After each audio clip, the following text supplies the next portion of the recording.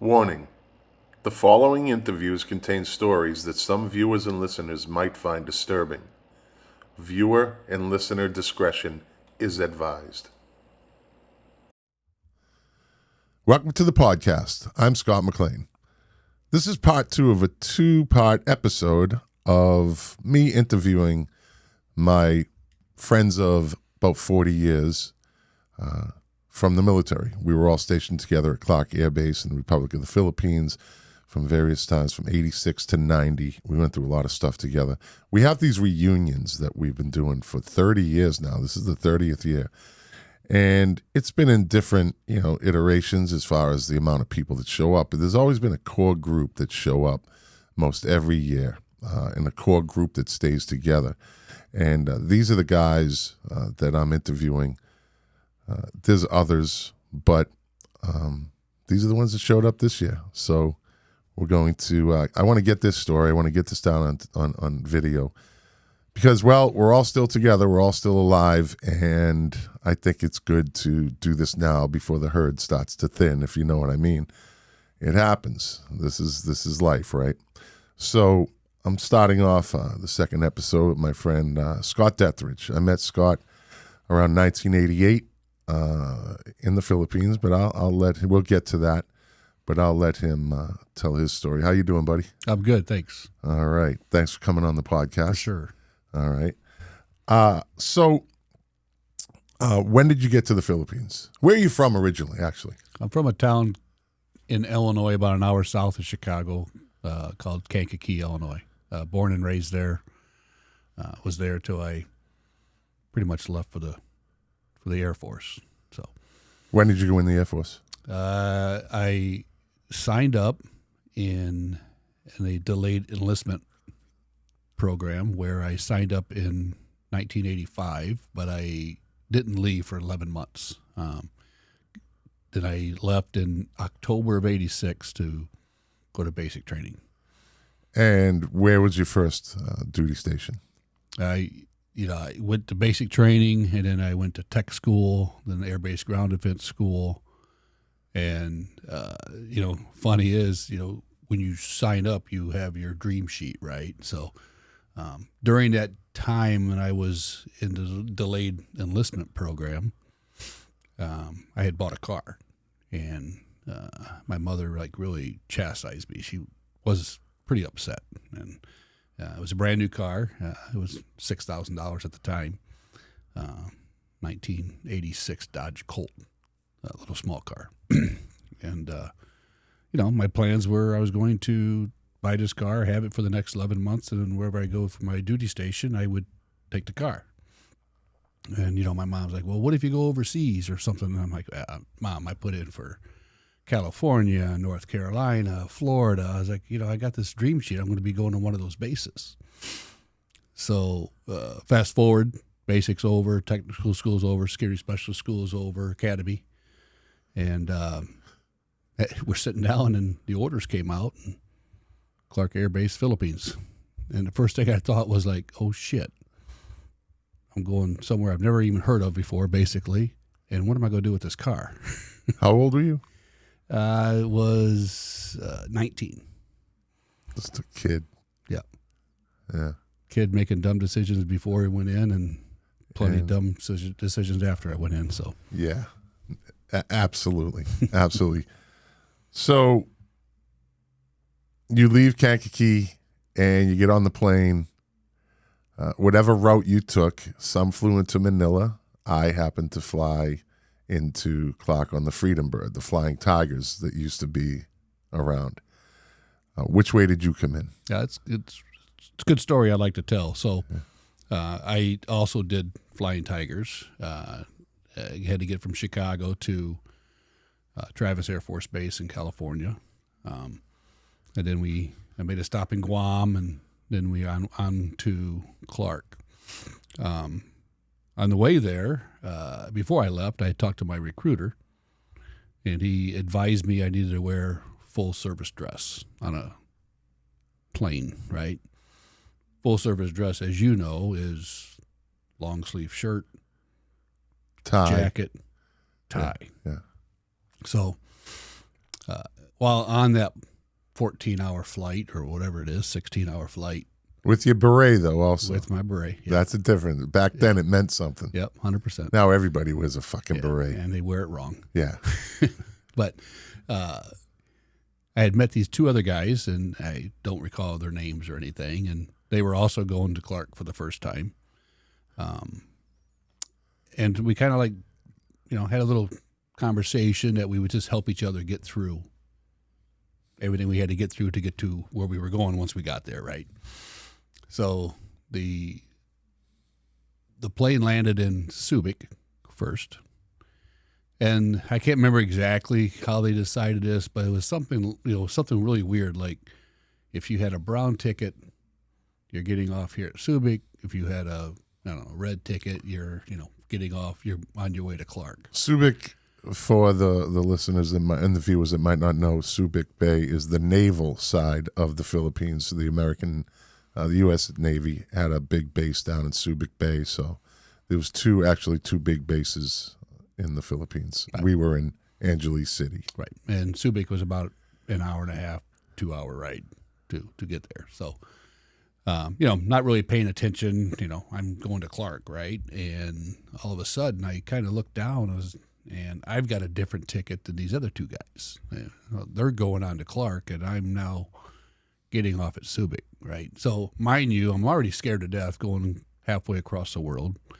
I've been out of Illinois, a few times, but really nothing. And here I am. And Kankakee is a small town, USA. Yeah, I mean, it's not huge. It's not Chicago. Not a metropolis. Right, it's not Chicago, yeah.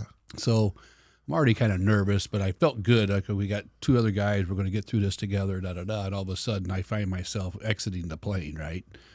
And they're still going to move on. So that's already got me a little hyped up and trying to figure out what's going on. And then, now this is like October in the Philippines. Hot, muggy, like 300% humidity. And I look down, and you're not like the planes that I had been on prior to that. You're up to a terminal and you walk through a little walkway. No, we're going down a ladder onto the tarmac, which, just imagine how hot that was. And I'm in, mind you, full daytime service, or nighttime? Daytime. Oof. Full service dress. Oof. Right. Yeah. So we're standing there. I'm trying to figure out what we're waiting on, and all of a sudden, they start unloading all the baggage, all the luggage, onto the tarmac. Now you got to go through and find all your luggage. Now, some of the civilians were on this plane, but there was a lot of military. We all had green duffel bags, right?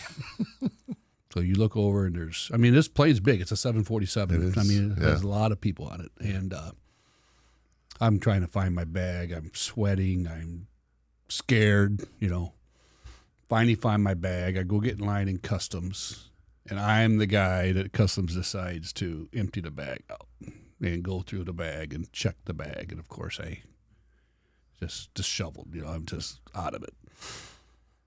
Finally get through customs, and they're like, hey, there's a van over there. Go to the van. They'll take you to Clark. So this is after about a 23-hour trip. Yeah. Straight. From, time I left to here. Yeah. And so disheveled is an understatement. Yeah, for sure. And they smoked on those planes back then. Yeah. You remember that? Yeah, they did. There was smoking section up there. Yeah. It was insane. Yeah, crazy. Who'd have think, right? Right. So get on this 15-passenger van that had probably 15 passengers plus luggage. So we're just cramped, and start our trek through to Clark. And we're going up and down hills, in and out of villages, and I'm looking, and I see all these little kids running around with no clothes on. This naked kids running around playing. I see old men behind a manual plow being pulled by a carabao through the rice paddies. Shanties. And I see these nipa huts that are just barely standing. And I'm like, and what we find out later once we get to orientation is, you go through a culture shock, right? I'm like, where the hell am I? And I explain it to people like, back in the day, you had the National Geographic magazines, right? So you know, anytime you could open up a magazine and to see pictures of some third world country, and I felt, man, I'm right in the middle of this magazine, right? So finally get to Clark. My sponsor wasn't there. Finally get to my dorm. It's probably 8, 9 o'clock. Get into a room. My roommate wasn't there. All I remember is just dropping my shit on the floor, falling on the bed, and cry. I cried like a little baby. And 19. yeah, and which I was a little baby, Yeah, right? But you I were. mean, You it's were like, kids. what have I got myself into? So, Yeah. And little did you know right, that this was going to be the greatest 2 years of your life absolutely. overall. Yeah. Barring, births of children. Families and stuff family. like that, yeah. But this was outside- literally a life-changing tour. Yep. Because you didn't know who you were going to meet and how things were going to play out. And you realized, and I talked to a couple of our other friends, that if that's your first base, you have no idea what the Air Force really is. No, for sure. You really don't know what it is until you get stateside. Then you see the real Air Force. Yep. Right? Yep. This was an absolute, it was its own ecosystem over there. 100%. Its own universe. It was crazy, right? Hard to explain. And so went through a couple coup attempts. Yep. Some you were there for the assassination. Yep. Right? Yep. What were you doing when that went down? The assassination. Yeah, so I was on base. I don't believe I was working that day. Right. The assassination Scott's talking about, we had a fellow colleague, fellow policeman, get murdered, assassination style at a stop sign. Off base. Off base. 2, 3 guys ran up to the car, mistook him as a high dignitary, and he was just like us. This is an E3, E4. Kid. Yeah. And 19. 45 to his head, blew him away. So I want the people to think about this. We hear the word terrorism a lot now. Unfortunately, it's a part of our culture. Domestic terrorism, international terrorism. Back in 1986, 87, this was not something that was common. And to think that this 19-year-old boy got assassinated, shot multiple times just because he had some orders to a base.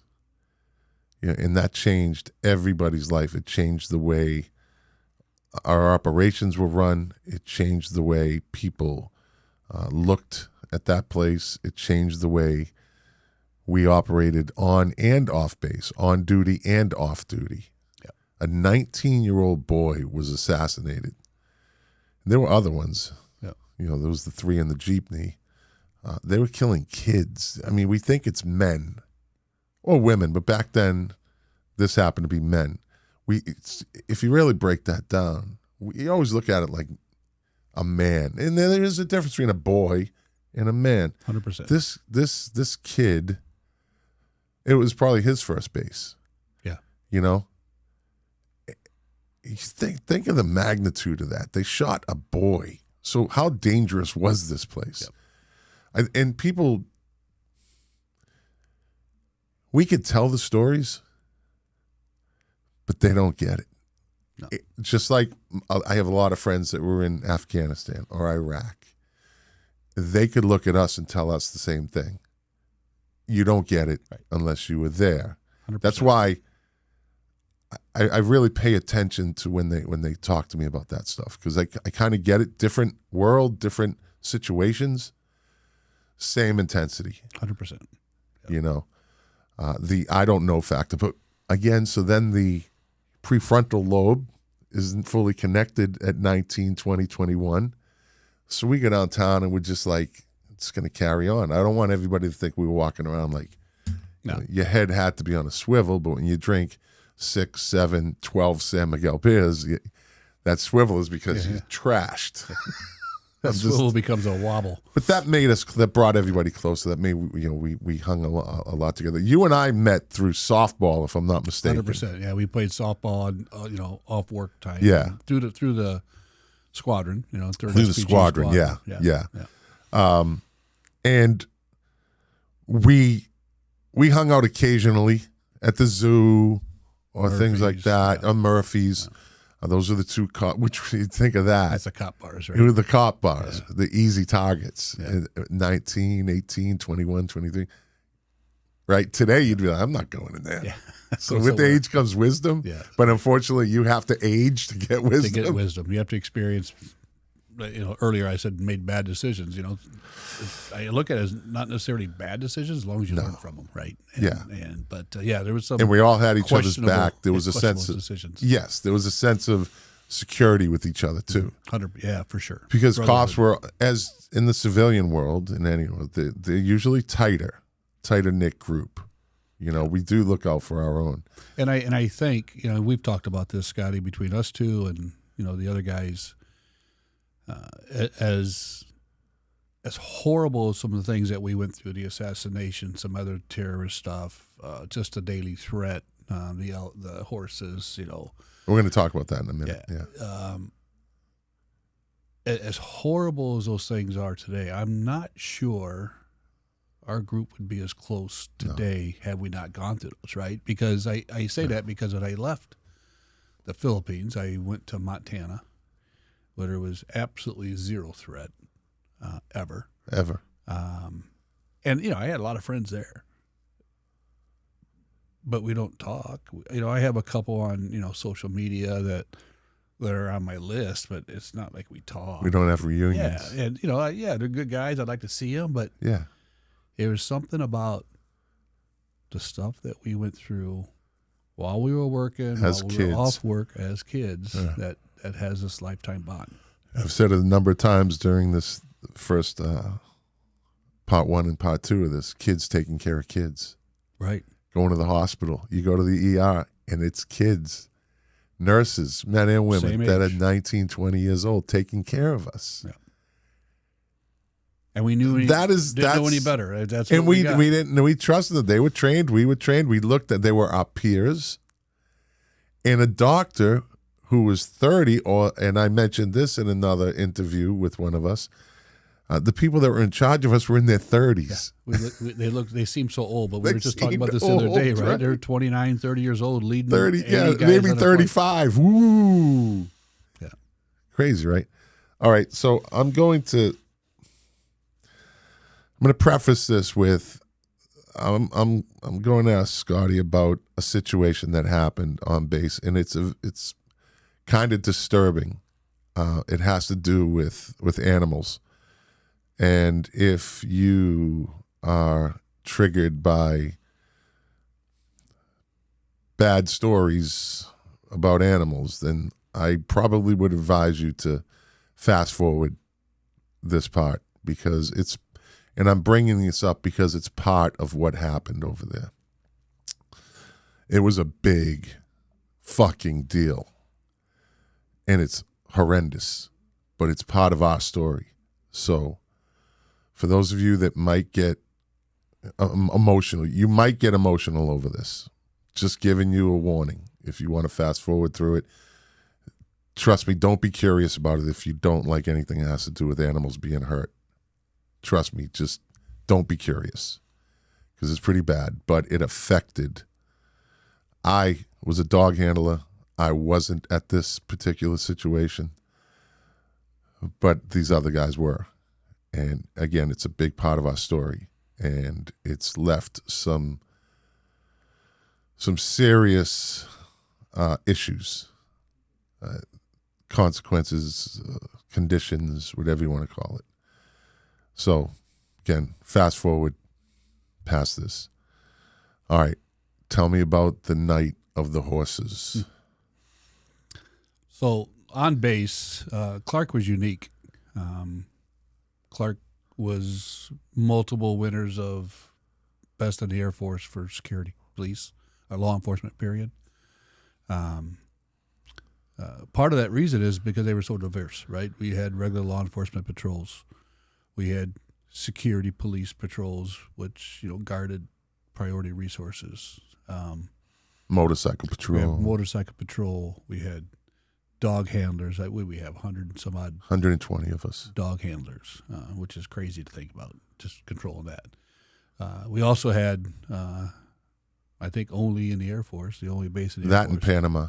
had horse patrol. Yeah. We had a group of guys who would go out at night and ride horses, mainly on the north and east side of the flight line, because that was the jungle area, if I would, of the base, right? Washouts, not a whole lot of buildings, but it was avenues for intruders to come in from the perimeter and try to steal things.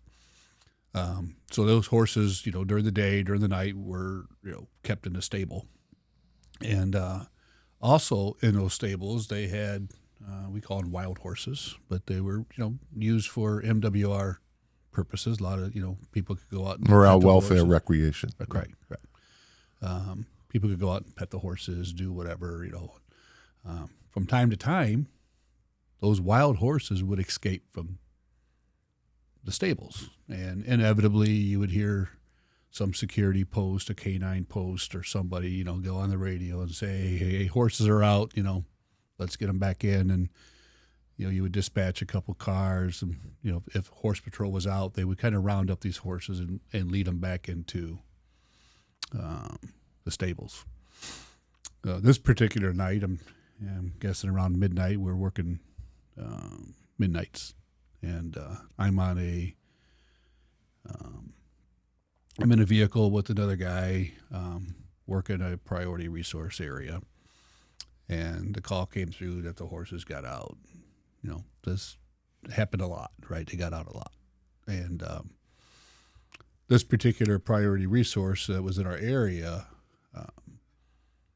was this huge compound, communication center compound, that had this huge antenna, and then on the perimeter on the ground was razor wire, Constantine wire, things you see on top of a fence at a prison, but the stuff was about 3 foot tall. And the horses were close to this area, and something spooked them. And these horses took off the opposite way of the stables. And as you can kind of imagine, got strung up in this razor wire. Now, the amount of horses, I don't recall exactly, but it wasn't one or two. It was several. It was 8, 9, 10 horses. Some of them actually were able to get out themselves. But me and about 5 other guys, were there trying to get the horses out of this razor wire. 4 hours later, soaked in blood, the noises from the horses that they were making, it was horrible. About half of them had to be put down. Some of the guys, shot the horses in the head just to kill them because they were just bleed to death, basically. And then, if that wasn't bad enough, also on that east side of the flight line, there was a dump, and the engineer team was actually directed by the base commander, I believe, to take the horses and put them in this open landfill.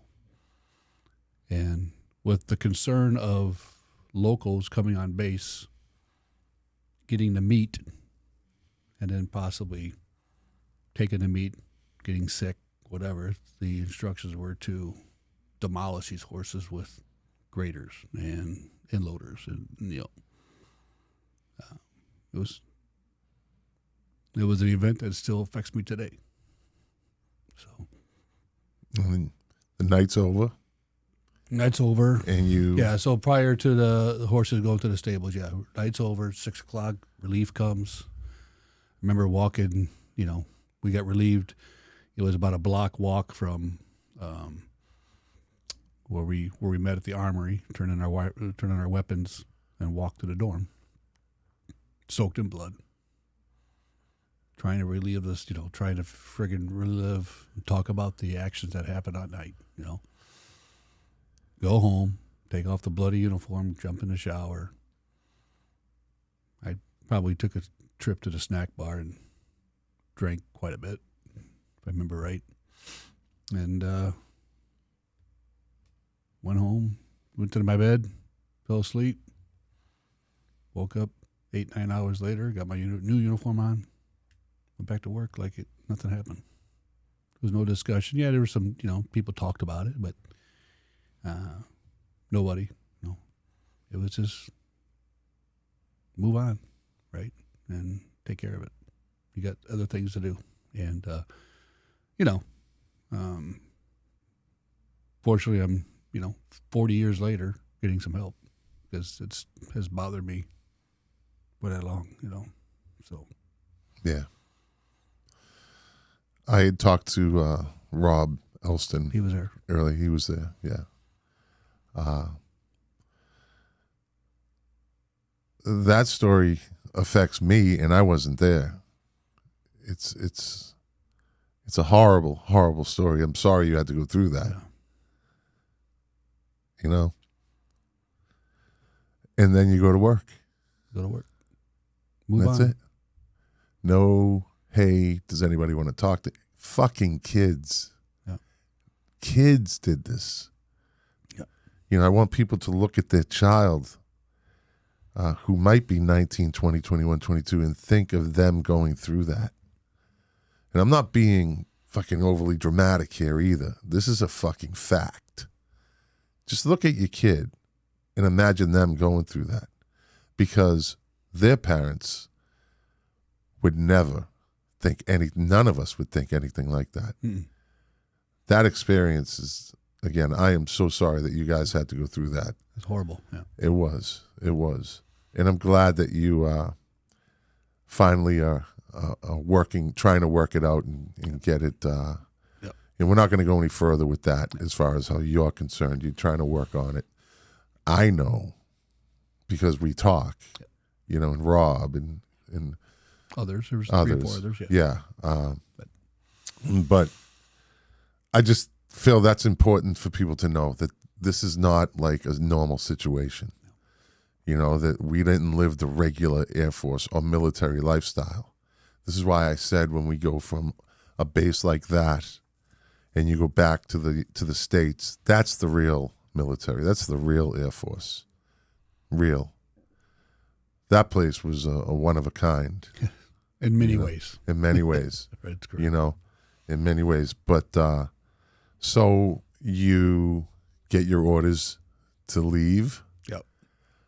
In what year? 1989, right before the volcano. Yep. And you go stateside.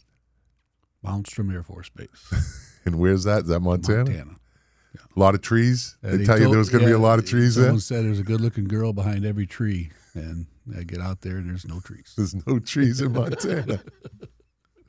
I tell the story that it should have been illegal to send somebody to Clark for their very first base. I'm witness to that. I say that in a sense that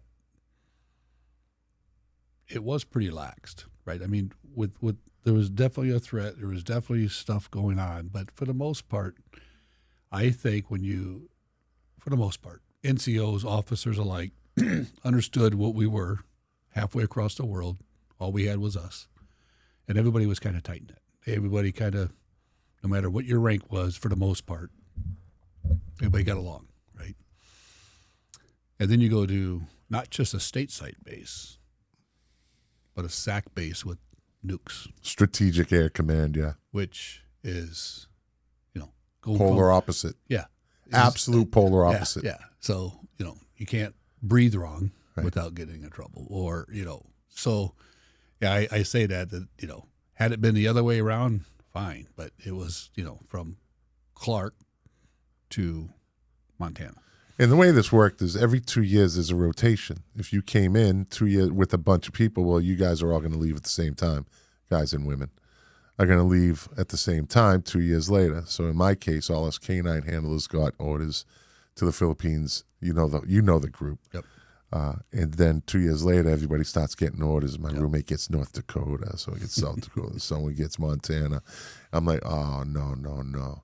And then me and this other handler, we called him Spaz, Bob Neckaronic. Different kind of dude. Good, though, in a crazy good way. Good nickname. The name fit him. Yeah. Our orders were delayed.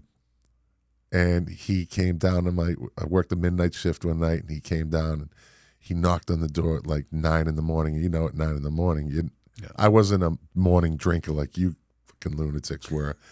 I'm sleeping. I wanted a glass of milk and go to bed, right? I saved my drinking for the... Yeah. And he says, we got our orders. And I was like, He says, I'm going to Vandenberg in California. I said, where am I going? He goes, you're going to Mather Air Force Base in Sacramento. I was like, thank you, Jesus. Yeah. Thank you, Lord. I'm not religious, but I was that morning. Yeah, you moved away from the north. That was about the time I started to figure out that I have a guardian angel that followed me through the rest of my life. Right. Well, my friend, we could probably go on for hours. 100%. But you know how much I love you, buddy. Thank you for doing this. I'm sorry you had to relive that story. Because again, I always say you don't retell a story like that. You relive a story like that. And I thank you for that. Thank you for sharing that. And to the audience, I warned you. Just saying, I warned you. That's a rough story, but I'm glad you're getting the help for it. I'm glad you're getting it fixed finally, because it does take us a long time sometimes. Yep. And that's it, buddy. Yeah, Scotty, I know I've told you off air or whatever, but I appreciate everything you're doing for the veterans, right? So, through multiple nonprofits that you're running. So, you found your niche. Found my calling. Yeah, I found my passion. Yeah, my purpose. Right. What were you going to do after you retire? Well, I think you're doing a great job. Thank you, my friend. Thank you. I did. I always say at 20, I found my calling in working with dogs, and dogs gave me an amazing career. Very, very few people in this world get that chance to work with the dog for 32 years and be successful and see the stuff that I've seen. Who would have thought? Right. That was my calling. But when I retired, I found my purpose, and that's to help us. Yeah. In 30 years, buddy, we've been getting together for 30 years. Long time. Yep. That Let's says keep something. it going. Oh, we will. Yeah. Of course we will. That says something. All right, my friend. Thank you very much. Thanks. I love you, buddy. Love you too. All right. My next friend, and again, not a guest because he's a friend, is Mark Flynn. Me and Mark have a very special bond. We're probably the tightest out of the whole group of us because we became friends when I first got there. Funny story. I was finally going out. I was getting on flight. You have to go through in-processing and go through that. Then I was a dog handler, so you have to go to the kennels and work with your dog that's been assigned to you. And that's a couple of weeks. So it took me a little bit to get on to flight. I had not met Mark yet because when you're going through and processing, nobody cares about you. You're just the guy that's in process. You're the guy. Just the FNG. Yeah, you're the fucking new guy, right? And so I get my first night. They're like, don't pick up your dog. We're going to put you out with Sergeant Flynn, and he's going to show you all the posts. And there's a lot of posts to show. So Mark Flynn picks me up after guard mount, which is like 80 people. So guard mount is not short. And they give us the briefings. This is what's going on, et cetera, et cetera. So Flintstone says to me, and that's what we call him, Flintstone. He says, all right, yeah, come with me. And we get into this old Vietnam era M151. And it's a Jeep. It's like you see in the old movies. It's the Jeep with the canvas top, right? And we get in this thing, and it's a stick, I believe. And he's like, all right, I'm going to take you out to the post. And we leave the kennels, and we get about 200 yards up the road. And all of a sudden, this M151 backfires. Boof! And his head goes down. He's like, they're shooting at us. What the hell was that? And I'm just looking at him. I'm like, I think the Jeep backfired. He goes, oh, okay, I knew that. I think I ordered you to chamber around. I don't know. It was the chamber beginning. around. This is the real deal. It was the beginning of an extremely close friendship. That's a brotherhood. Literally, the only difference is we don't have the same blood. Yeah. So that was my introduction to Mark Flynn. How you doing, buddy? Good, brother. Good to see you. Thanks for coming on. Of My course, pleasure. Thanks for coming on. So, where are you from originally? Well, originally I was born in Massachusetts. I was born in Worcester, but I was a Navy brat, so we traveled around quite a bit. But my dad relocated us back to New England when I was about 8 years old, and we settled in Beverly, Massachusetts. Right? Which, oddly enough, I grew up in Winthrop, Massachusetts. We played each other in football. It was the same conference, so I was very familiar with Beverly when we first met. Two North Shore boys. Yeah. And so that was, again, another thing, another sign of things to come. Right. Plus, we were both Irish. Don't forget about that. And That's a there's big deal. that, It's a right? big deal. Yeah. We were the Irish Mafia, no doubt about it. Yeah, you, me, and OB. Chris O'Brien is coming up next. And we adopted a Pennsylvania guy with red hair just because he had red hair. We made him part of the Irish Mafia, too. Yeah, he looked just like Uncle Charlie from My Three Sons. If you're familiar with that show, Uncle Charlie was in the Philippines with us, and he was as crotchety as him, too. He was. Yeah. So, you go in the Air Force in what year? It was 1984, August, down in Lackland Air Force Base, Texas. One of the hottest places I've ever been to in my life. So you go through basic training, you go through security police, Yeah. you go through K-9. Yep. And where was your first base? My first base was Incirlik Air Base, Turkey, during the Cold War. You know, Okay. we were on a wartime footing. It was 15-month remote tour. It was good. I mean, I met a lot of good friends. I had a lot of great training, but it was on a wartime footing, man. We didn't have a whole lot of time off. Right. So then those orders come up, and your next orders roll in, and they are? Philippines. And one of the beauties of being at a remote base, like in the Air Force, is they give you a choice of one of three bases. They call it a BOP, base of preference. And so I got a TBOP, Turkish base of preference. So I put in for three bases. I put in for Japan, Korea, and Philippines. I was stupid to put in for Korea because I didn't know any better. But I did put in for those three. And luckily, I got Clark Air Base, the Philippines. And I was so frickin' excited.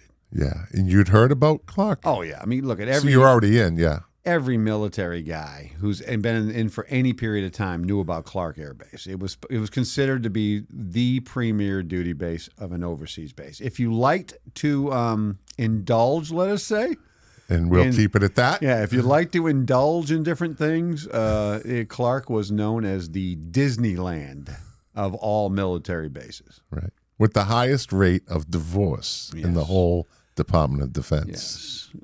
There's a reason. Yes. Yeah. So you get there, Yeah. and did you freedom bird it, or did you private flight into Manila and then?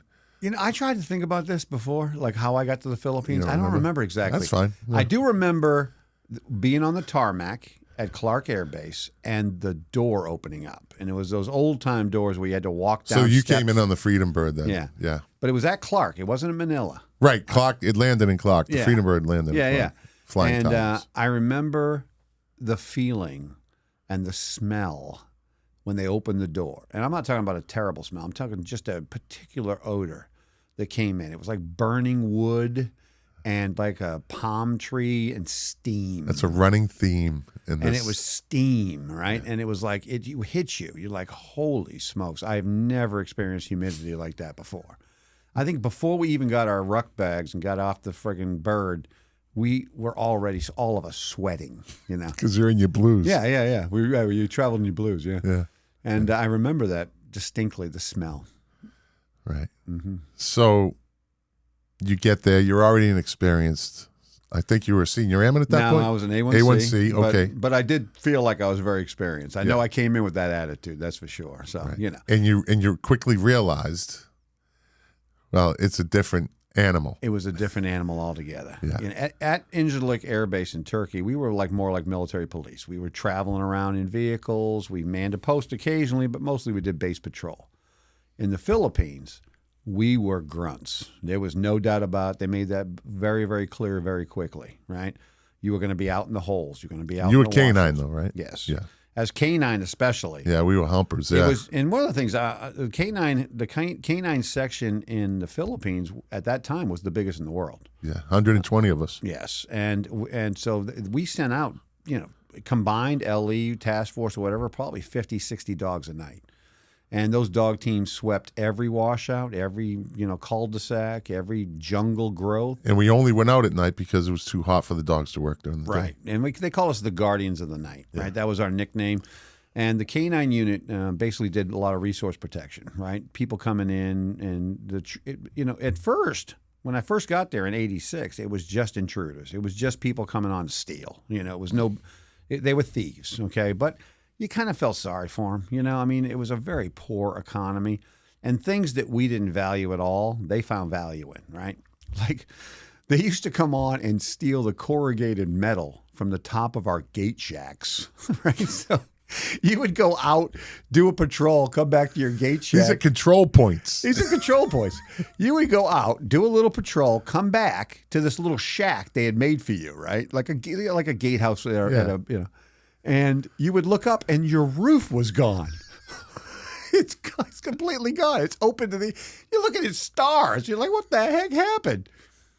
They'd come on stolen because that corrugated metal was money downtown, right? That was their roof of their house. We one time had a Class 1 fuel spill on the flight line, right? And we couldn't figure out where it was coming from. Well, finally we found one of the JP4 trucks, like the big trucks.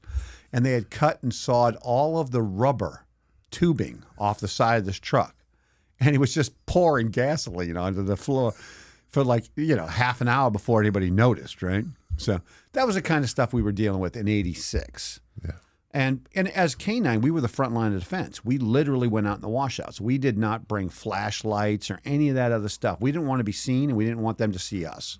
So we would set up a checkpoint somewhere, a listening post. LPOP, Yeah. listening post, observation post. And we would downwind. We would set up a post out in the brush, out in the washout, the places that most people didn't want to go, right? The straight legs did not want to go out there, but we did. And horse patrol, they were out there. It was our world. Exactly.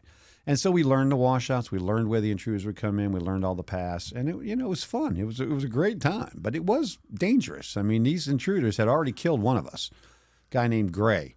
He had been a canine handler, had been chasing people out. So let me interrupt you. So Scotty D was just talking about the off-base situation. Yeah. Tell the listeners and viewers this story about the canine officer. Sure. His name was Bob Gray. He was a senior airman. He had spotted intruders near basically overgrown field. Elephant grass. And they had gone in the grass. And so he chased them with his dog. And his dog alerted and pulled him right to the guy. Well, one of the other guys had circled around behind him, came up behind him and smashed him on the back and the head with a big stick, like a big piece of wood. But as soon as they knocked him down, they grabbed his JAU and they shot him with it. And they shot the dog too. But the dog got a bite on him. So the dog was trying to defend his master, obviously. And they did shoot the dog, but the dog didn't die. He kept on fighting the guys, and they finally left. And they left Gray, but Gray did. They rushed. Everybody rushed to the scene, tried to find him, and they did find him fairly quickly, but they couldn't save him. And he passed. The dog didn't. The dog survived. But the bite wounds on the suspects is how they caught him later. So that was a big part of the whole deal. Telling people what we did as dog handlers, because we weren't. We were dog handlers. We weren't military working dog. No. We weren't canine officers. We were dog handlers. Dog handlers. There's a difference. Yeah. Telling people, like I said with Scotty D about certain situations, telling people what we did and actually doing what we did, it doesn't do it justice. No. It was very dangerous. I tell people all the time. Yeah, I tell people all the time. I want you to think about this. It's nighttime. It's in the jungle. We have 26 miles of jungle perimeter to patrol. That's what Clark had, right? It is darker. You can't see your hand a foot and a half from your face. you can't put your light on. You have to go out and try to find people in this dark who Trust your dog. and they know you're there. Okay, they hear you coming. They know you're there. They are expert at hiding from you. They'll hide in a hole. They'll hide in a sewer pipe. They'll hide in a washout, a storm drain. They'll hide from you as you pass by, and then they'll try to get around you. So it was dark, and and you were by yourself. It was you, your dog, 240 rounds of ammunition, and an M16 cut down into a JU fashion. So Which is an M16 with a collapsible stock that goes around your back. Yeah, ground is Old Vietnam weapons. Yeah, old Vietnam weapons. Jungle weapons. We had a lot of leftover Vietnam. There was a lot of parallels between us and what the guys in Vietnam went through. Now, I'm not trying to say or suppose that what we went through was as bad as them. Right. I'm just saying there was a lot of similarities. And as a matter of fact, a lot of the old Vietnam guys that were still around, we bonded with those guys and learned a lot from them. So there wasn't just the factor of the intruders. There was also Philippine Cobras, banana spiders. Oh, yeah. Like there was that element that we had to. I'll never forget the time that I was walking through a washout, and I had, it was very creepy, very dark. My dog is on something. I don't know what he's on. We start dragging me through it, and my face is covered. As I'm walking, in spider webs, like they just hit your face. Because now we're traveling in an area that nobody has traveled in, which has allowed these spiders that are as big as my hand, if not bigger, to just spin this thick web. I broke the cardinal rule of canine that night. I put my flashlight on. Right, we never put our flashlight on. But as soon as the spider webs hit me and I felt them, crawling on me, I just pulled the light out, and sure enough, surrounding me, in the trees around me were these literally volleyball-sized body spiders. And I'm not exaggerating. They were that big, right? And they were everywhere. And I'm in the middle of them, right? And I'm like, this is not going to be good. So I got as low as I could to stay out of the webs and got the hell out of there as quick as I could. Now, later on, the Filipinos who I told the story to, they were laughing at me because they said, those things don't bite you. They don't even bite. I'm like, I'm not trying to find out. Exactly. But yeah, the Cobras, you were talking about the Cobras. The Philippine Cobras, yeah. The old men told me when I first got over there, they said, if you hear a baby crying, don't go investigate. In the middle of the night. Yeah. If you hear a baby crying on any post, do not investigate it, leave it alone. And I never figured out what it was till I actually heard what they were talking about. I was deployed one night on a post, and we were in the middle of, I called it Timby's Wash. It was the big wash out at the end of the south side of the runway. And it was a major... Timby was...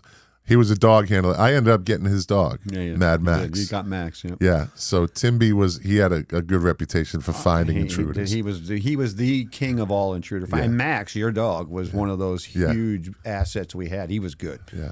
Some of the dogs, you weren't 100% sure if they would engage the suspect when they found him. 100%. And all canine handlers have this little nagging doubt in the back of your brain. If I release my dog on this human being, will he engage? Will he bite them? Will he attack? Will he fight? There was no problem in anybody's mind that Max was going to take care of business, your dog. But anyway, the bottom line is that, I went to this wash, and I'm in that area, and I started hearing this sound. This sounded like a baby crying, right? And I was like, what the hell?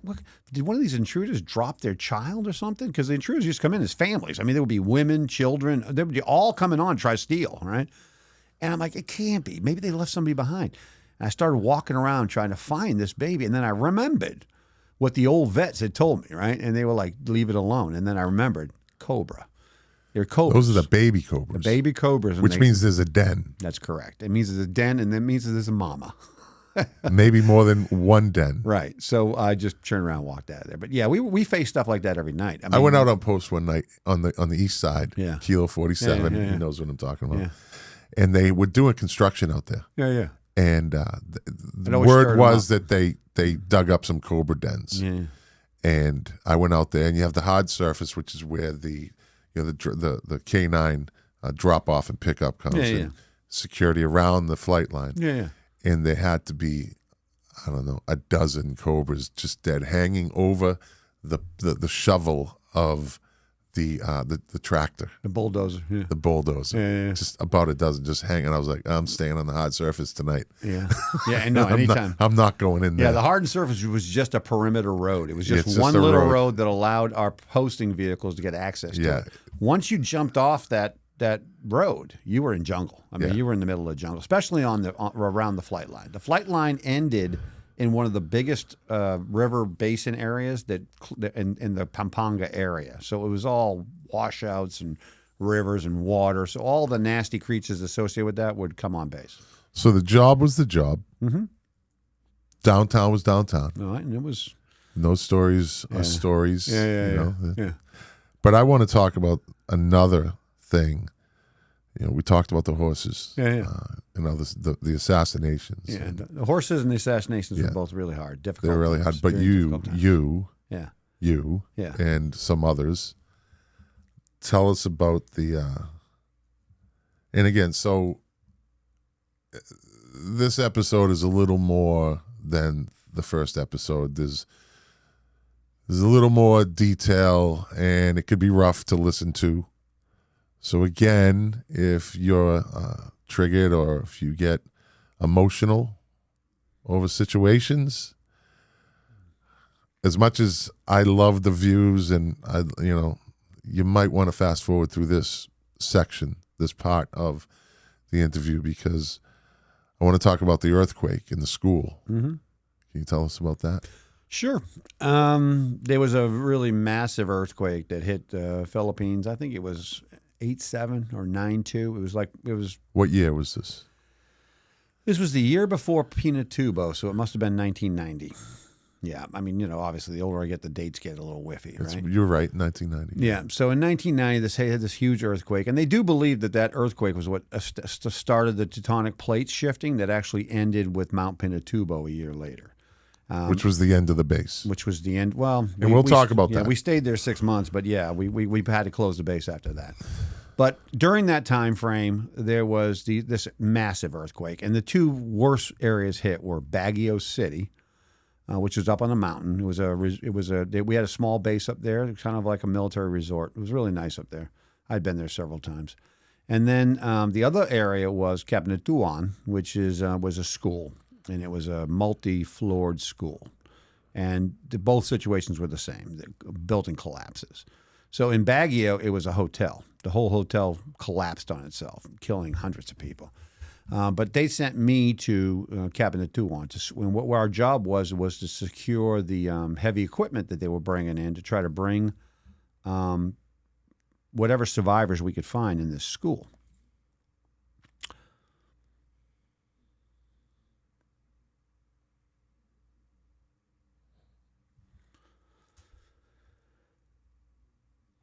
So anyway, we went up there and we deployed. We kept around, and they started. And the Filipinos themselves were trying to dig out a lot of the kids, but it was kids.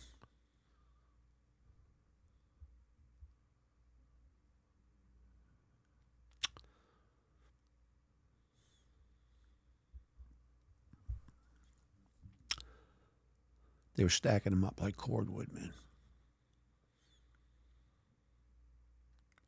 And of course, the families were there trying to find their kids, and there was people screaming and losing it.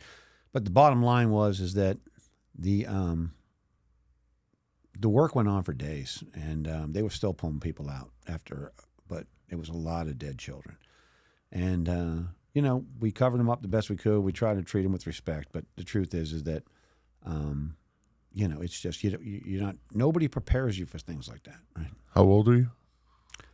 I was probably 22, 23 at the time. Yeah, I think I was a sergeant by then. You were. Yeah, I think so. But that duty was rough. It was hard duty, man. I remember one night I was out on post and I was just making sure that the stuff was secure and it was quiet. But a lot of the bodies were still there because they were overwhelmed. They had no place to put them, right? So, and I remember the wind ruffling the tarps we had put over the bodies, and I remember thinking, this is, I don't know how to deal with this, man. I mean, you just do, though. You just do. In the military, you just do. You suck it up, You don't show any emotion. You just keep on going, right? It's funny because I was a little mad at the time because the Filipinos, even in that area, were coming in and trying to steal things off the bulldozers and stuff, right? Yeah. Like they did at Clark. I mean, they're very poor people, you know, and but we're trying to rescue their loved ones, or at least recover their loved ones, right? And they're still trying to steal things off the equipment that we're doing to try to get this stuff, right? So that's how bad the poverty was there, right? In that particular area. Right. Yeah. And so I was there on that detail for a few weeks, and it was that was probably one of my roughest times in the PI. Yeah. And then you come back. And like I said with Scotty D, as I went through with whatever I went through on my time, and nobody comes to you the next day and says, hey, let's we want you to talk to somebody. And again, at 19, 20, 21, 22, 23, we probably would not have. But you never know. Yeah. You just never know. Maybe they should have made us go talk to somebody. Make us. You need to go. But that mindset was still dealing with. So our bosses were trained by guys that were in Vietnam. So that hard edge just traveled down leash, as we say in the canine world. Yeah. Oh, absolutely. And it led to them. And then that turned us the same way, where you Suck it up. suck it up and you move on. This is the job you signed up for. And Yeah, I don't care how old you are, because we're all kids taking care of kids. I've said that a number of times in this podcast, in the first episode. So you finish with that, and you go back to the base and whatever duty you were on at that point, and then you got the triple whammy, and the volcano hits. That's right. And Mount you're Pinatubo. there. The interesting part about the volcano was it was a buildup, right? So people think volcano, you know, it happens in an instant, and it did. It did. The whole mountain dissolved in a minute. But the lead up to it was months. And so we started seeing this stream of smoke over in the mountain range, which was in – it's funny because a lot of people think that Mount Ararat, which was, you know, you can see from the base, was the volcano that blew up, all the people who left. But that wasn't it. It was one behind us in another mountain range altogether. But it was less than – It was up in I was up in Beagle. Yeah, yeah. It was Zambales Mountains. Yeah. But the bottom line is it was only – I think it was 9 kilometers, 9 clicks from the base. It was very close. And so there was a series of eruptions, and people forget this, right? So, and I never forget it, man. The first eruption, when it came, it went straight up like a mushroom cloud, right? And I remember looking at it, and I've never seen anything that black in my life. The funnel going up was just coal black, right? And as it hit the top and the mushroom started forming and going over our heads, right? The whole mushroom started going over our heads. I looked inside that pillar, and it was lightning in there, like lightning Coming out from of the volcano. freaking pillar. Yeah. And I'm like, this is like the end of the world, bro. I mean, this is like the real deal. I mean, all of us are gonna get incinerated, right? Well, that one didn't. That one got pushed back by the winds, and it did create a bunch of ash and a bunch of problems. And by the way, ash is really a misnomer. It's not ash, it's sand. That's what it is. It's like this pumice sand, right? And it's thick and it's heavy and it weighs shit down. That's basically where we lost the base, was the weight of this ash combined with water, because there was another thing that happened. We'll talk in a minute. So that was the first one. Then it happened again, and then the big one happened in June. And it was cataclysmic. I mean, it was something that made that first one look like nothing, right? And I mean, we went outside, and it literally was going dark. And it stayed dark. And this was 10 o'clock in the morning. I didn't see the sun again until the next day. The sun went away, right? And I had been off base. I wasn't with my unit. There was a rally point at a local college that we were all supposed to get to if we could. Now, they had already evacuated the base, by the way. The base commander at Clark Air Base was a very forward-thinking general. He listened to the seismologist. He evacuated the base.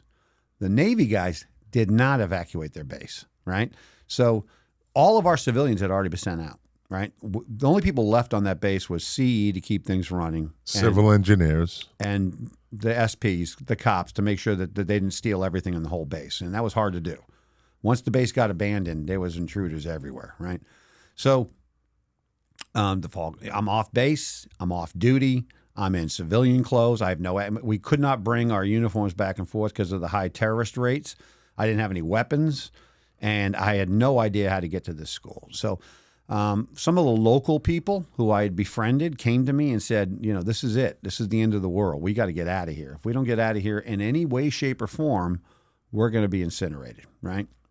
And so I loaded up a lot of these people's families into my car. I had a 72 Ford Galaxy, right? Probably, I don't know, 4 or 5 good-sized Americans could fit in easily. I had 22 Filipinos in that vehicle at one point. 22. It's not funny, but it's funny. 22 Filipinos in a Ford Galaxy 500, right? I was driving like this, right? Here's the craziest part. After like 10 seconds of that sand, my windshield wipers burned out and I couldn't see. So my brother-in-law, who was one of the guys in the vehicle, he got out, got a bunch of bottles of Coca-Cola because there was no water, right? And he was pouring Coca-Cola on the windscreen from the outside. He's sitting on the hood of the car and pouring there as we drive out, right? And it was just something it's really surreal. And then we started seeing the travelers, right? So people were leaving, and it was War of the Worlds. People had all their possessions in like those, remember those quilts they used to have, the blankets and stuff, and the quilts, they would have all their stuff in there, right? And we're traveling. And luckily for me, the families of the people I had in the vehicle, they were all trike drivers who basically worked out of a sorry store, a small little local store. Trike is a little like Honda 150 motorcycle with a sidecar that has a roof kind of over the top, and they would transport people for money. It was just like a little motorcycle taxi. Yeah, so that's what Trike and does. so they worked out of this little sorry store that I used to hang out with. And then after all you guys left, I pretty much just hung out at the sorry store with the Filipinos. That's how I learned a little bit of Tagalog. And I would sit around with them and hang out with them. So, because drink a lot of beer with them. Always a lot of beer and pulutan. Don't forget that. That's the snack the Filipinos eat when they drink. They call it pulutan. And we would do that every night. And so I was friends with these guys. I was part of their community, right? That's why they brought me. That's why they. But anyway, they were on these motorcycles with sidecars, and they would go out. Like something from Mad Max. They would go out on these motorcycles and try to find us a way because the lahar had already come down and wiped out the bridges, okay?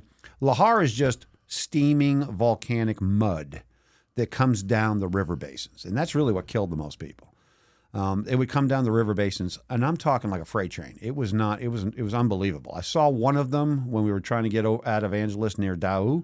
I saw one of them come down, and it was something that it was terrifying. It was just a wall of mud and debris that just swept everything out of the way. And so it would knock down all the bridges. So the guys would go out as outriders and find me a way out of here, right?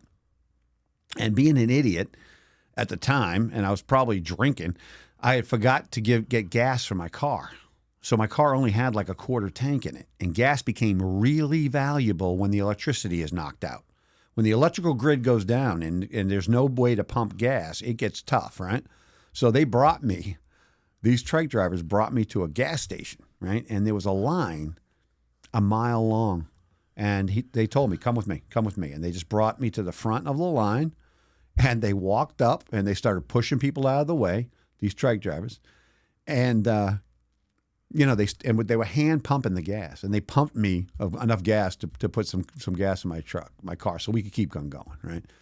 And it was only till later on that I realized that these trike drivers that I was friends with, they were being treated with a level of fear and respect by the Filipino population that was a little higher than normal for a taxi driver, right? So later on, true story, Bob Kisner, one of our fellow guys, I told him about the trike driver, the main trike driver who I was friends with. His name was Junior.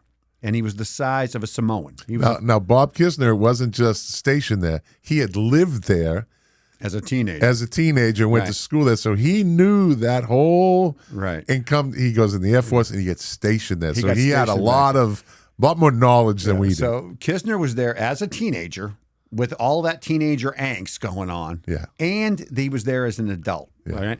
Young adult. He wasn't. Later on at one of these reunions, I was Yeah. talking to Kisner about this very story. And he goes, Junior, really big Filipino, like Samoa size, you know? And not Samoa, I'm sorry. Sumo, like a sumo wrestler Yeah. size. And I said, yeah, him. He goes, he was my marijuana dealer. when I was a dependent. When I was a kid. Yeah. And I said, marijuana? He goes, oh, dude, he's a gangster, dude. He's like one of the biggest gangsters of that whole subdivision. In all of Angeles City. Yeah. And I'm like, well, no wonder I was able to get gas in the middle of the end of the world. Yeah, right? yeah, I yeah. mean, Junior was like not playing around, dude. Right. He was just throwing people all around, right? This is a guy who literally, one time we were drinking, and to show me how strong he was, this is a Filipino guy now. Yeah. He walks up to a jeepney, like an old steel jeepney. He turns around, grabs the bumper, and picks it up. Squats it up. He squatted it up. Yeah. Dude, it was unbelievable. Yeah. Anyway, that's the family that you know, their families were in my car too, right? So we went out. They finally got me over a bridge. I'll never forget though. One time they were trying to find a place for us to cross a particular river that had been wiped out, and they stopped us next to a church. Right, it was a small little rural church, and some of the ladies in my car went in there to pray because it was serious. And I remember they were in there praying that we were surviving, right? It was touch and go, dude. I mean, we were passing bodies. We were passing people on the side of the road. Everybody was walking. We just happened to have the car, okay? So it was just one steady flow. But people had stopped in the church to pray too. And they had all their possessions with them and stuff.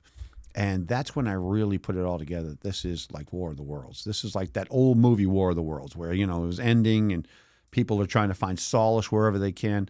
And there's people in there weeping and crying and stuff. And then they came back and they said, hey, we found a way. Let's get out of here. So we got back to the car.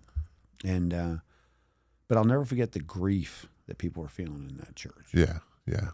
That's tough. Anyway, we got out. We got out to the San Fernando Valley, which was a little out of the distance, and we found a farm that Junior's relatives. He probably bought it with a bunch of marijuana supplies, but who cares? We spent the night there, and it must have been 40 or 50 people there who had gathered from the local area. And then the next day we came back, and when we came back to like a moonscape. Everything was covered in ash, which, like I said, is like sand, right? Yeah. And because the ash had come in, right behind it had been a typhoon, which we call hurricanes here.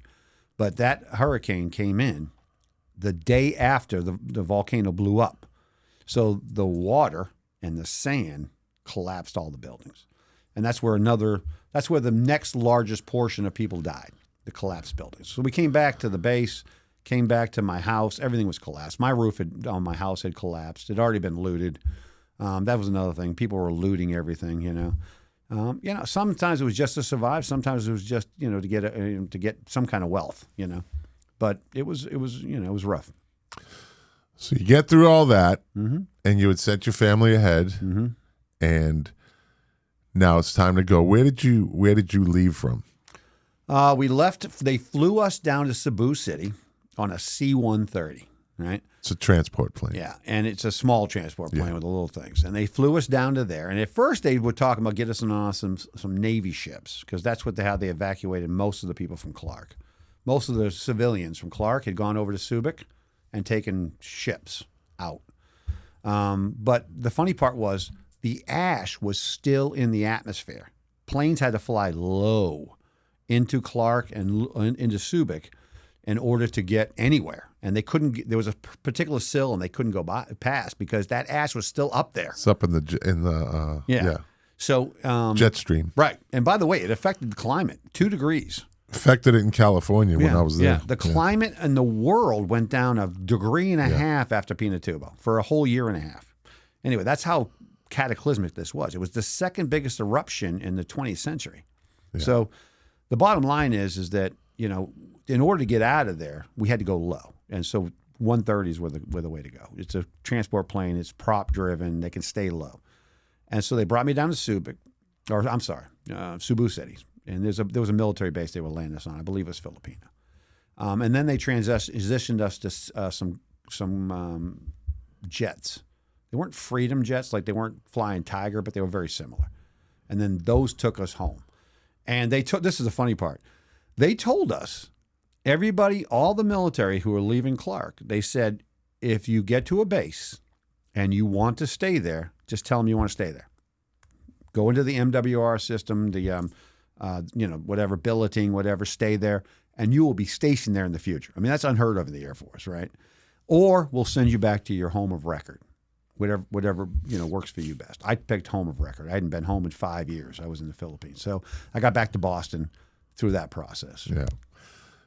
So you finish your military career and you start a career in the Department of Corrections in Maryland. You moved to Maryland. Yeah. Because you ended up at Andrews Air Force Base. The last couple of years of my career, I spent time at Andrews Air Force Base, and I was doing presidential security for, my president was Bill Clinton. So you get out and you move on. You recently retired from?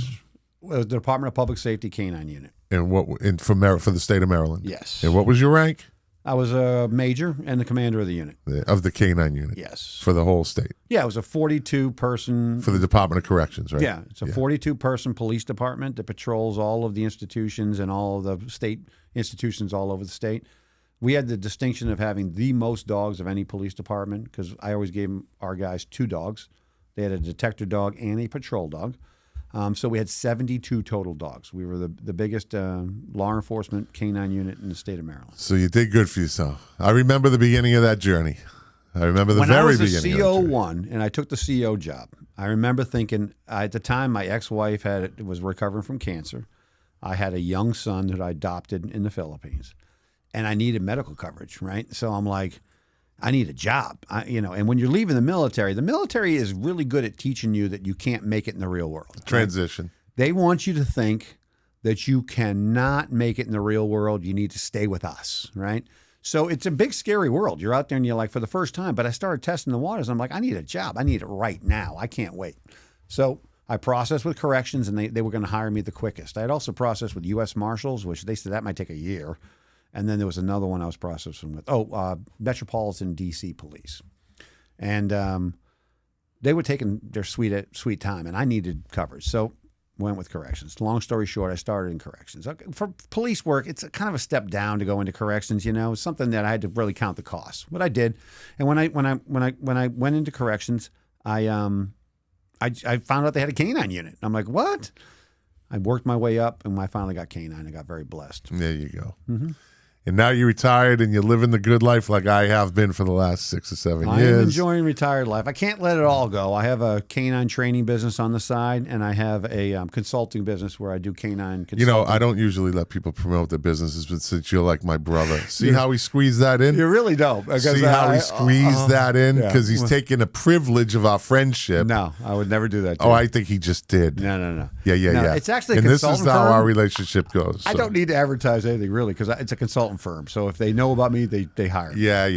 As our friends call us, we are like the Abbott and Costello of the group. Of course, he's Costello. I thought it was more like the Three Stooges, and you were No. Curly. I'm Abbott. You're Costello. Is that Abbott and Costello? Yeah. Costello was a little fat guy. Yeah. All right. Good enough. Anyway, okay. Yeah. Listen, my friend. I love you. I love you too, brother. I don't have to tell you that. Yeah. Listen, that's the truth, and the truth is that our friendships, all of us, that we were forged in fire, right? And that fire made steel, and that steel is going to last the rest of our lives. And there's just no doubt about it. And part of it was who we were at the time. Part of it was the experiences we went through. But the ability for us to love each other and support each other for this long is phenomenal. 40 years of friendship, 30 years of reunions. And I can't tell you, when I talk to veterans from all over the country, they're like, I don't got that. I don't even know if I keep in touch with anybody, So we have something very, very special. We do. Yeah. And this is why I wanted to get this on video. And like I said, while we're all still here. 100%. So, all right, my friend. All right, love you, brother. Thanks for having me on. You're not going to plug my foundation that helped you. I'm sorry. So Hold much. on. Let me tell you this. See that? See how it's all about him. It's always all about him. I bring him on. I give him the time. It's always about him. All right. So let me get back to his question, because what he didn't show you was he was giving me this signal which means hurry up. Right? Damn right I He was giving me was. this signal underneath. So I said, do that when we're not podcasting. Well, yeah, that's true. But I thought he wanted me to cut off, so that's why I didn't. But I will tell you this. You were right. I will tell you this. One of my joys right now that I enjoy every day is I have a podcast, right? And my podcast is called Mid Maryland Votes. It's Here a we go regional again. podcast up in Maryland. My God, here Mid we Maryland go Votes. again. But the best part is this: I had no idea how to do a podcast until this dude brings me to the One Man, One Mic Foundation, and we did the training, and I found the training to be awesome. But I really found a new passion. I remember you challenged me one time. I was playing video games at night.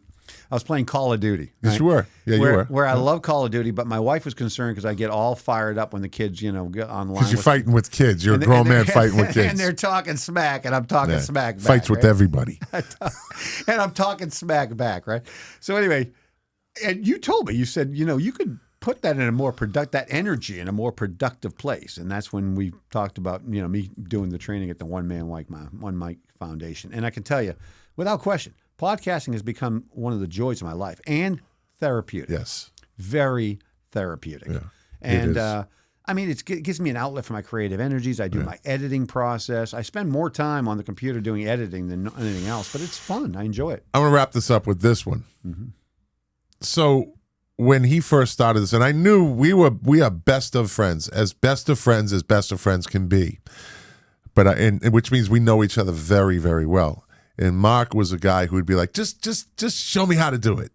Adult learners are very hands-on. They don't take, reading manuals very well. And if you're an adult and you know this, he was always this guy who would be like, just show me how to do it. Just show me how to do it. And you would get frustrated with stuff easily. And I'm not putting anything out there that you wouldn't No, you're talk absolutely about. 100%. He would get frustrated with things, and his patience was very short with things, and he would just stop. Like, I'm not going to deal with that. And I think a lot of us do that.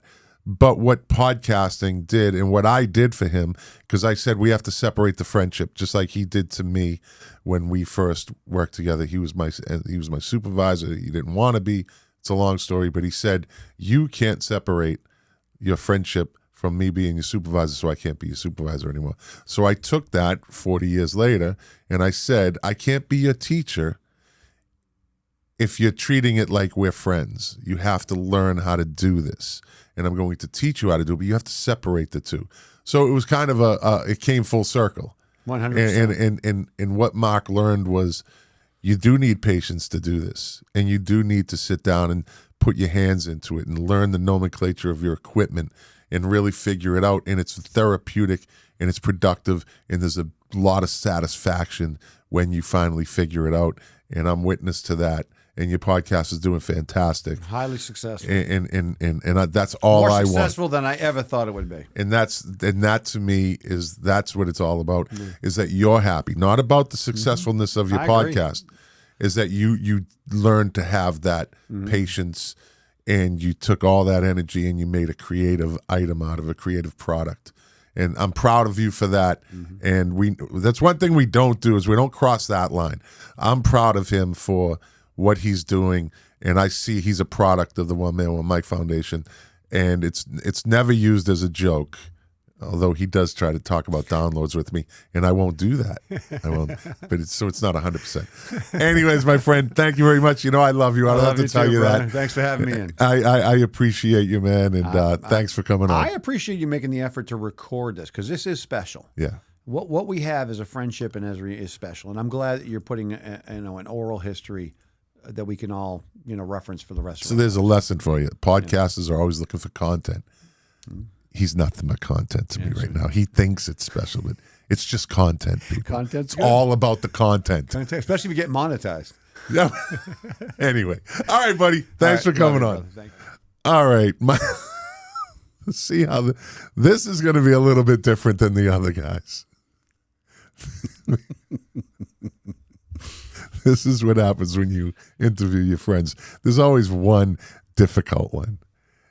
I had to save him for last because I had to stay in the right mindset to keep this going. My next friend is Chris O'Brien. I met OB. I met OB in the Philippines, of course. That's what this is all about. That's a pretty interesting way how we met and how OB made this friendship happen. We're going to get into that in a second. What's up, my friend? How you doing, Scotty? I'm doing good. All right. Where are you from originally, Chris? Rhode Island. Rhode Island. There you go. So it's the Neighbors with you. yes, the biggest suburb of Massachusetts. That's right. Rhode Island. Yep. So what year did you did you get to the Philippines? 86. Where were you before that? Sicily and New York. Sicily and New York. Okay, so you were already a sergeant when you got to Clark? Yes. Okay, so you went Sicily first and then stateside. New York, Griffiths, New York, then Comaso, Sicily, then the PI. How long were you in Sicily for? A year. Okay. And you get to Clark, you get your orders to Clark. What were your thoughts? Did you put in for it? Did you say, I want to go there?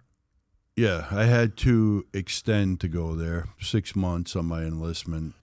And I had a friend in Sicily, an older tech sergeant, and he said unquestionably, you got to do it. You got to go there. And I said, okay. I had the same type of experience with somebody, but it's not about me. This is about you. But you're right.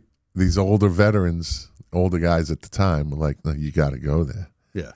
And little did you know, he was 100% correct. Right. Yeah. Yeah. Your friendships with your friends that you were stationed with in Italy, is it different than the friendships you have here with us? Mm-hmm. Yeah, I haven't maintained any other friendships in the military other than you guys from the PI. And you were at 3 bases. Mm-hmm. So that says something. Yeah, right. It really does. So I get on flight, and we didn't know each other, but you were friends with Flynn. Mm-hmm. And how did you hear about it? I never knew this story until you told me years later. Yeah. Just tell it. Yeah, the way I came to know you, found out about you, was that there was a kid from Boston, tough kid from Boston, who just came on. He was a K-9, and he was making his way through the entire barracks. Anybody that thought they were a tough guy, he was beating them up.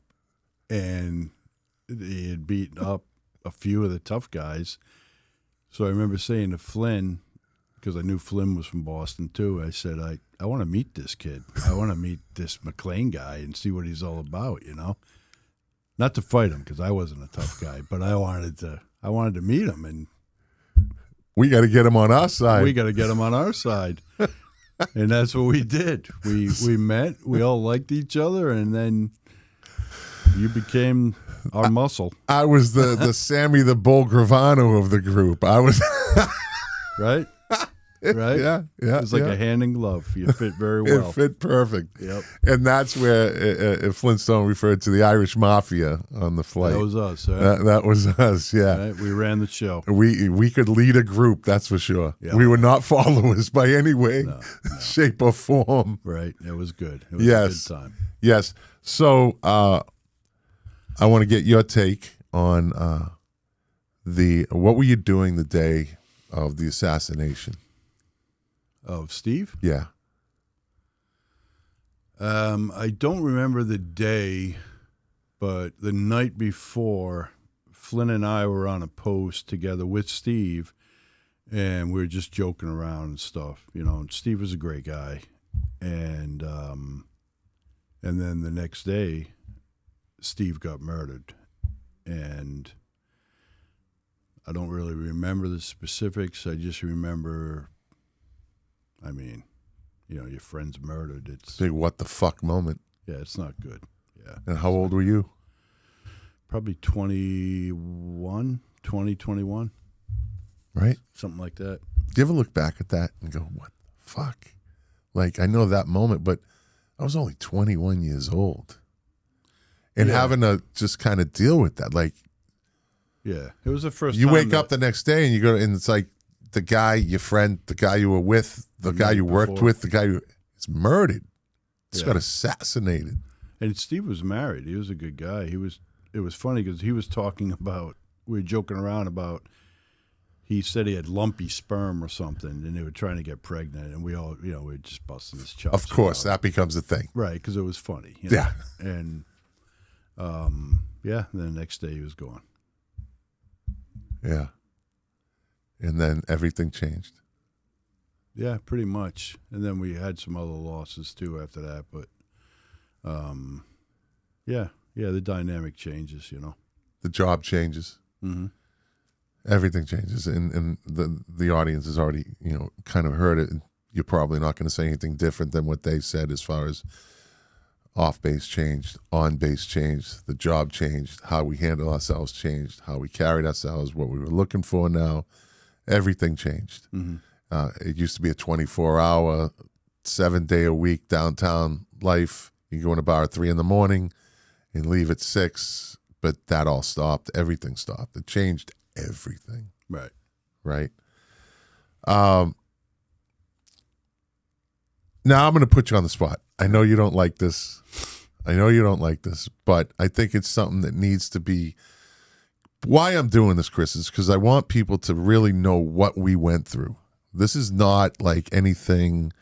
We joked about it. We've talked about it, it's that whole, we're our own therapists. We were for the longest time. Mm-hmm. Our own therapist. It's because of you guys that I went to the VA. It's because of us that you went to the VA. Like we eventually we still do what we did 40 years ago, right? But you try to tell people and they just don't really get it, right? But the stuff that we went through. And I know one particular thing that happened to you. Now, downtown was a crazy world down there. Mm-hmm. It really was. It was the Wild West. Big time Wild West. Yeah, it was, this one big dirt road with a lot of bars on each side, and it was just everything and anything goes. Just don't get caught, right? So you had a particular incident that changed your entire life in a bar downtown because of a stupid situation that got out of hand. And I really wanted to hear that story, if you could tell that story. Okay. Because it was a life-changing situation. It's a life-changing event for you. Yeah. It was,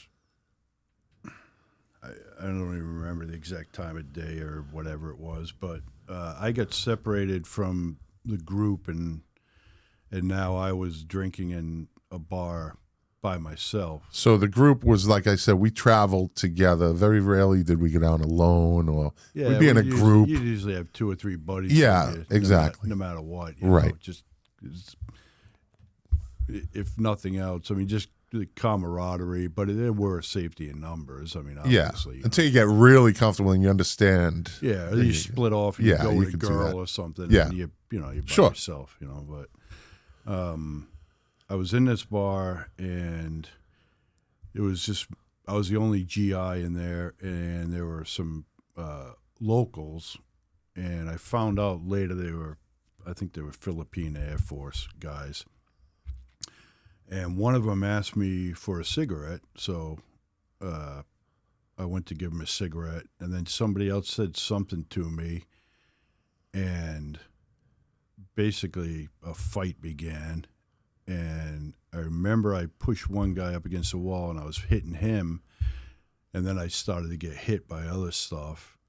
And come to find out, I mean, they knocked me unconscious, but they had hit me with bottles, a chair, and then one guy had a pistol, and he pistol whipped me, and he was going to kill me. He was going to shoot me in the head at the bar. And the mama-san, from what I was told, saved my life. Told him not to kill me, which was good. And I ended up just a bloody mess out on the sidewalk, where they threw me out on the sidewalk, and then a trike driver got me in his trike and took me to the base. And I got, medical treatment and stuff, but I had like over 100 stitches in my head. And I think I went back to work like the next day. And we wore berets, and it was hard to get that beret on because all the stitches I had in my head, but that was it. I mean, I couldn't really you know, they were telling me I could prosecute and this and that they found these guys, but I knew they also said I had to go to Manila for the court process and stuff. And I'd seen enough politicians killed and other people killed that I knew if I went to Manila, I was a dead man. So I had to let it go. I couldn't, you know. But you never really let it go. I never let it go. Yeah. No. Yeah. I mean, I wanted to kill those guys for what they did to me. But yeah. I didn't, obviously, because I'm here. And and they didn't murder you. Yeah. Yeah. Yeah. You're that close. But, yeah. Not a lot of people in this world get that close and live to tell about it. Right. That's a fact. Yeah. You know that because you ended up being a detective, you know, Vegas Metro, and you saw enough of that you understand. You ever look back and go, oh, well, I'm sure you do. Jesus Christ, that was close. I was fortunate, yeah. Yeah, and then, you know, you have your doubts. So, well, maybe I shouldn't have been there. Yeah, well, yeah, I shouldn't have, but, I mean, I got attacked. And So you were there and you got out, and I remember, you know, right before you got out, you and I had quite a time. We ended up the last two on a run that started with, I think, 23 people, and you and I were the last ones, and we will end that story right there. Yeah, right. There are certain things that we will not talk about. I promised you that. That is a you, me, and the group story, Right, but it right. was fucking crazy. Yeah. Yeah, people don't know unless you were there. Yeah, yeah. I mean, it was just crazy. It was madness. And it was the 80s, and it was just, there were no rules. And you're a young man. The one rule was don't get caught, Yeah. right? Yeah. That was pretty much if you're doing something, don't get caught, Yeah. you know? But that's a small rule because we weren't really going out of our way to break the law or anything like No, that. I don't think there was really much law there to break. I mean, obviously, you know. Yeah, yeah. So you get out and you start your life. Mm-hmm. How was the transition from leaving the Philippines and ending your military career? Mm-hmm. How was the transition? I know you had some pretty cool jobs along the way to your extremely successful career with the Las Vegas Police Department. What was one of the coolest things you did when you got out? You were only how old? 23? Yeah, maybe coming on 24. Yeah. That's when kids are graduating college. Think of that. Right, right. You know, around that time. And your college was the college of absolute insanity. Yeah, yeah. So you're getting out at a time where your whole generation lived somewhat of normalcy. Yeah. And you walk into this world of You like try to fit in, yeah. and try to fit in. Yeah, it doesn't really work. Not But, at the time. You have to make it work, right? Yeah.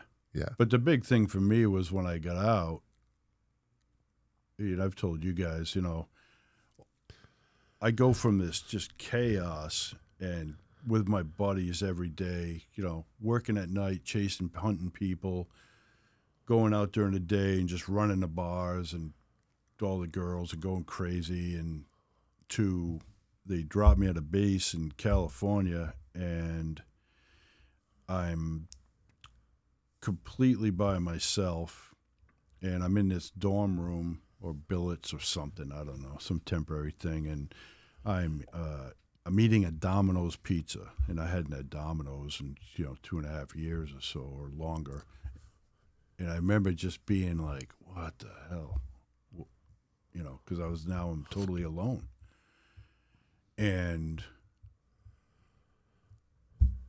it was bad. I mean, it took me a few years to finally get sober and to stop fighting and stuff. And I remember that. You called me. I'll never forget this. You called me, you said, how do you do it? yeah. Yeah. I'll never forget that because I was already sober at the time. Yeah. And we would still communicate. And you called me and you said, Scotty, how do you do it? Like, how do you do this? Yeah. You Right. know, I'll never forget that. I know we don't talk about that too much, but that isn't. And so I said, well, this is what we want to do. Yeah. And we kind of worked it from there. And that was always up to you, Yeah. you know, how you did it, but you did it. Right. And I think AA is a great organization. Yeah. I mean, they truly saved me because I got sober with guys I probably would have drank with because I liked them and they were good guys and they lit the path for me. But yeah, just it takes a minute, and fortunately we have this group of Brothers. Yeah. you know, that I guess it's pretty rare. You don't hear of that many veterans having strong groups This long. yeah, this long, and we can get 15 guys together from all over the country. There was 9 here this weekend? Yeah, 8 right? and 9, right? I mean, that's 40 years ago. Yeah. So yeah, we definitely have a great thing going. You were a roadie for a little while, weren't you? Yeah, I set up rock bands and plays. Who did you go out with? Who were you roadied for? Well, I've set up the Grateful Dead, the Rolling Stones. I mean, big. That's pretty fucking cool. Yeah, it was a good job. Yeah. And that was another dysfunctional group of the stagehands, but they were great guys, and I love them. But that's why you fit in, because we were a somewhat a dysfunctional group Because we're in the dysfunctional Philippines. to fit in with the Yeah. dysfunctions. Yeah. So Yeah. But- So that was pretty cool. yeah. And then you get on Vegas PD, you apply, right? Mm-hmm. And you got on. Test and everything. Yep. And Come closer to the mic. and spent a career out there, and yeah, So what was your career? life is good. Yeah, give me the stages. Give us the stages of your career, because you were very successful, Oh well, thank you. and I want to promote that because you deserve it. Oh well, thanks, buddy. Yeah, You know? I've been sober now for 30-something years, and certainly that helps. Being focused and achieving things, but. Yeah, I mean, I started off like every cop out in Vegas as pushing the black and white, and made my way into the bureaus, the detective bureaus, and retired as a detective sergeant. And I think I did a lot of good in my career. I think I helped a lot of people, and I mean, some of my best guys were veterans. The guys that work for me and with me. Yeah. Yeah, and And you retired I don't regret. fairly recently, a couple of years ago. Yeah, like 2020. Yeah. When did you go to the VA? I didn't go to the VA till probably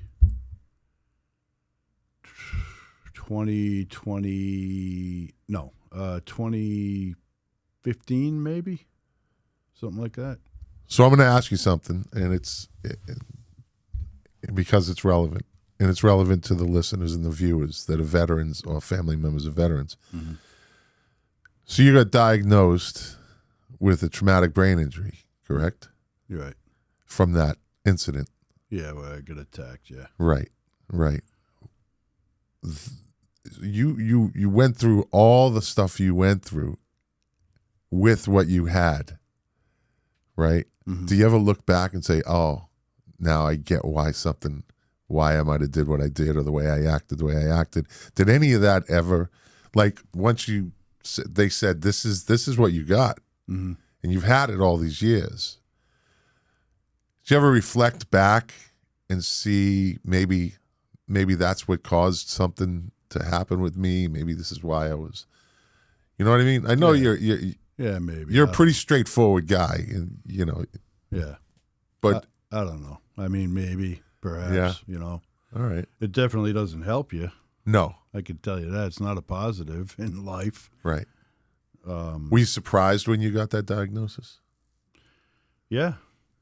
Yeah, I was kind of, I just explained basically to what I just explained to you Yeah. had happened. And you can still see some of the scarring. But Yeah.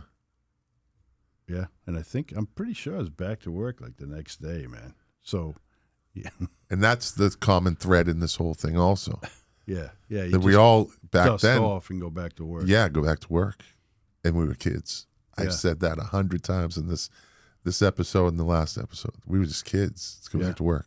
Yep. So how does that train you for the world, right? For the rest of the way. Yeah. Like, no excuses. Get back to, just get back out there. Yeah. And you might have done that with younger recruits, younger troops. Let's get back out there, because that's the way we learned. Yeah. We didn't know any better. Right. Yeah, you dust them off and Man up. put them back out. And man up is a good thing. I'm not putting that down. Manning up is a good thing. That's the way we live. That's our world. But it's not always a good thing. Right. We look back now as older men and you say, well, maybe maybe someone should have told me not to man up a little. Maybe somebody should have said, you need to go talk to somebody. Yeah. Well, careful. Somebody might have said, you should probably go get a brain scan. Yeah. Yeah. Honestly, you have 100 stitches in your head. Nobody said, we want to do a brain scan or something like that. You know what I mean? Go talk to somebody. So how fucked up is that? Right? Yeah. Yeah. But you know what? In the end, we all turned out okay. Right. We all had each other for 30 years. This thing started back in 96. Did it? Yeah. 96? Columbus, Ohio. Huh. Yeah. It was put together. I was talking to Rob Elston because he was it's where he lived. And we were looking for a central location. Ken Epps was looking for a central location. And Rob says, Columbus, Ohio. It's in between everybody. And that's how we ended up in Columbus the first year. Yeah. And that's the first time I had seen you. Ohio. It's the first time I had seen you since 1988. Yeah, right. Yeah. 88. So it was 8 years later. Yeah. It was the first time we saw each other. And it was like put together on AOL chat. It was like we just saw each other the week before. Yeah. Never miss a beat. It was AOL chat is how this thing got put together. Really? Yeah. It all started that way. What's that, a dial-up modem thing or something? It was like, that's when it was bing, bing, bing, bing, bing, bing. And AOL chat was basically like the original email type stuff. Right. You get in a chat room. It was a chat room. And it's like, hey, but finding each other was different. But 30 years later, Yeah. still doing this. Good stuff, buddy. It is. And we're going to do it for forever. It's never going to go away until the last one of us. You know what I mean? Yeah. And, yeah. Well, you're doing good things. I mean, I appreciate what you do for the veterans. I think it's important, and I think you're a good voice for this. And if I didn't, I mean, I'd probably do it for you anyways. 'Cause No, you wouldn't. I love you, but but I think you seriously are doing a good job. Thank you. I appreciate that. And you've come to my fundraisers, and I'll have you know that one of the veterans that I worked with that did the last storytelling event around Christmas actually mentioned you. Oh yeah. That you went, and he's a great guy. He's a great guy, and he actually mentioned you to me. He says, your friend, the tall bald guy with the glasses, with the deep voice, that you went out of your way to go over and talk to him after he told which was a very emotional story that he told. Oh, yeah, yeah. He's a good guy, man. You went out of your way, and he recognized that, and that actually meant something to him. So you guys come into these things. Not only does it mean something to me, because you're my support system, but it does mean something to the veterans that volunteer to tell these stories. Yeah, that's good. So we all, as a group, have an effect on we want it on as many veterans as we can. You have an interesting. Before we go, you have an interesting hobby that you got into. Yes, which is therapeutic. Very much so. So this is how I found podcasting. I helped Flintstone find podcasting as therapy, and you found a very unique, very small niche therapeutic avenue. And what is that? Blacksmithing. See that? Right. Yeah. Shout out to the Choo Choo Forge in Chattanooga. There you go, because that's where you live now, Chattanooga, Tennessee, right? Yep. Yeah. And how did this was never any? We knew you were a good artist. You could draw. You're very good at that. You're very still waters. Well, not still waters, but you never know somebody until you know somebody. There you go. Yeah. But blacksmithing. What was the thing about that interested you?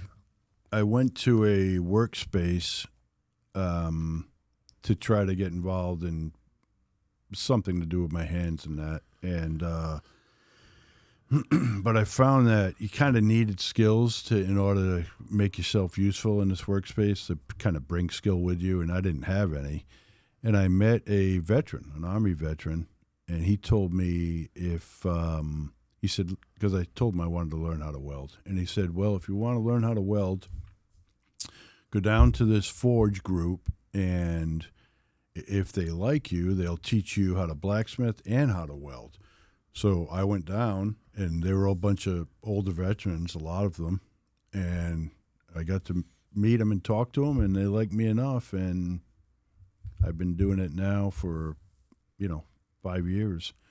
And, I love it. I love working with metal, and we teach people how to blacksmith and things like that. So, And we've watched your progress. This group has watched you, and we dogged you from the beginning. Very, very critical of me initially. He's not lying.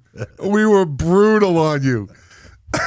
Right? Like friends, like only friends Guys and brothers. that have never blacksmithed, very brutal on me. But now I am kind Dude, of you into come my own. along. You're doing good shit, buddy. Right. It really is. And when I give you the credit, because I'd be the first one to needle your ass. Right. We got the one man, one mic right there. That's right. That's right. He made this. This is a beautiful piece. It represents my journey from Horses Through Herd Foundation to the One Man, One Mic Foundation. And Oh, yeah. this thing is solid. Heavy metal. And it's in every episode, buddy. Yeah, thank you. All right, listen, I know we got to go meet your friend, so Yes. we're going to wrap this up. Good. Dude, you know I love you. I don't have to tell you that. Same. Thank you for doing this. I truly appreciate your time. And let's go eat lunch. All right. Thanks, Scotty. I'm going to do my little outro. So All right. you can stay there. You really just going to walk out like that? Yeah. See what these, like, I'm done. why did you just talk into the headphones? Get the fuck, get out of here. Go. You're the first person I ever threw out of my studio. Get out of here. I feel honored. See, what the hell was that? That's the best way I ever did. That's the best ending to any podcast I've ever done. Now I had a blank screen for a second. It's still there. What the hell's going on here? All right, listen. That's that. I might have one more to interview. We'll see. Why does it keep cutting away from me? I'm going to do this real quick. All right, listen, this was an amazing experience getting my friends to talk about these things. I hope you enjoyed it. I hope you might have got something out of it. This is who we are. This is what this group is all about. It's an amazing group of guys. Group of brothers. It's literally a band of brothers. We are literally like a band of brothers.